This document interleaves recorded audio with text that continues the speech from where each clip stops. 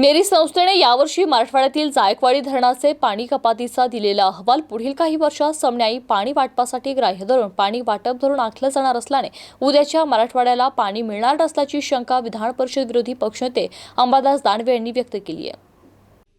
नाही मिळालेलं माझा कोणत्या अधिकाऱ्यावर आक्षेप नाही, पण अधिकाऱ्यांनी सुद्धा अधिकारावर असताना एका विभागाची पाणी देण्याची जबाबदारी घेतली नाही पाहिजे. माझ्याकडे असे मिनिट्स उपलब्ध आहे जे मांदाडे नावाचे अधिकारी आहे त्यांची भूमिका जायकवाडीला पाणी न मिळण्याची सातत्याने आहे.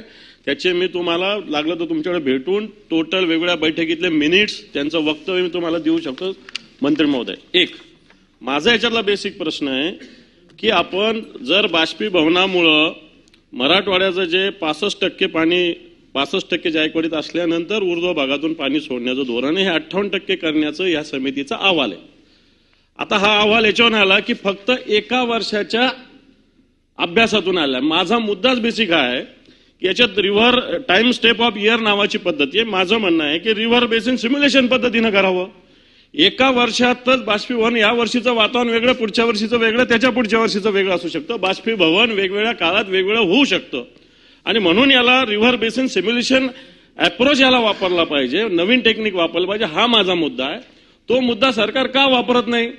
मेरी संस्था तुम्ही म्हणता आमची नाही आहे, तुमच्याच अंडर काम करते. अधिकारी तुमच्या अंडर काम नाही करत, तुमची नेमलेले अधिकारी आहेत.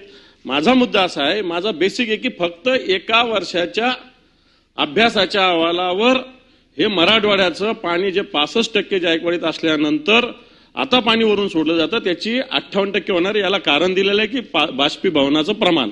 माझं म्हणणं आहे की बाष्पीभवनाचं प्रमाण हे नेमताना रिव्हर बेसिन सिम्युलेशन अप्रोच ही सिस्टीम नवीन तंत्रज्ञानाची वापरण्याची आवश्यकता एका वर्षाच्या अभ्यासावर होत नाही. ते तुम्ही करणार का? एवढाच माझा प्रश्न आहे.